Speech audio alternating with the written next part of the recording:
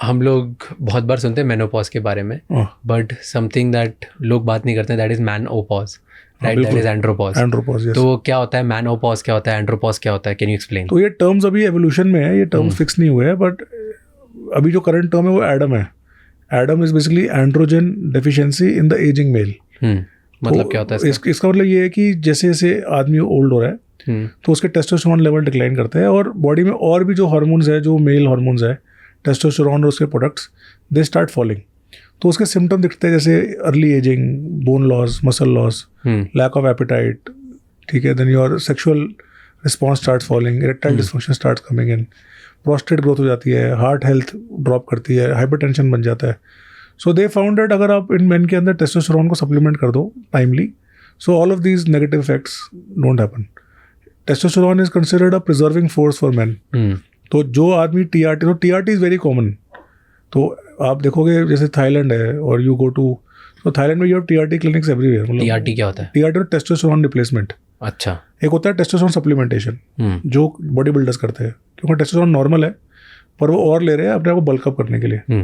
एक होता है कि आप नॉर्मल हो और आपका टेस्टोस्टेरोन आपके कम हो गया है, तो now you need 500 for performance, और आपका टेस्टोस्टेरोन 200 हो गया, because your gonads are not producing, testis not producing enough because of age. So now जो गैप है 300 का वो फिल करना है, तो we are replacing it, so called testosterone replacement. तो रिप्लेसमेंट में टेस्टोस्टेरोन के फॉर्मुलेशंस होते हैं, जिनको इंजेक्शंस है, टैबलेट्स है, जेल्स है, we give the patient, we monitor it.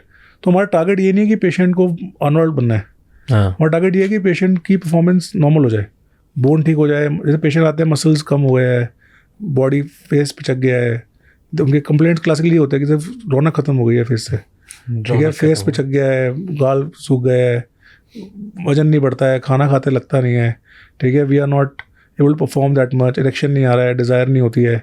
तो when we give testosterone replacement to them, they improve, ठीक है, they start looking like man again, ठीक है। And testosterone replacement is also proven, अब तो नई स्टडी आई है recently which says it prolongs life, बढ़ाता है। Yes, because if your testosterone is okay, आपको अल्जाइमर नहीं होगा, मेमोरी लॉस नहीं होगा, डायबिटीज़ कंट्रोल में रहेगी।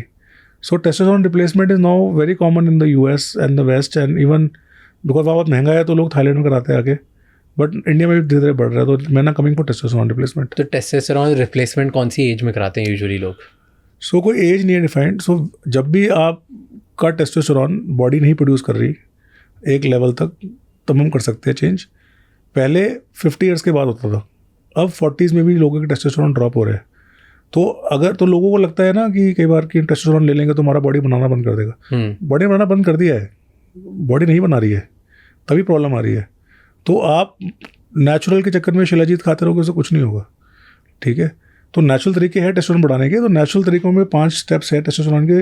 अच्छी डाइट के अंदर आपको गुड फैट्स, वो टेस्टोस्टेरोन कोलेस्ट्रॉल से बनता है, तो गुड फैट्स चाहिए आपको, तो you take good fats no diet.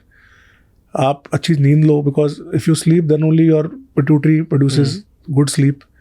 You need exercise, resistance training. आपको रनिंग से टेस्टोस्टेरोन नहीं बढ़ेगा, रनर्स में क्लासिकल टेस्टोस्टेरोन कम होता है, लॉन्ग डिस्टेंस रनर्स होते हैं, तो यू नीड रेजिस्टेंस ट्रेनिंग, आपको मसल ट्रेनिंग करनी है।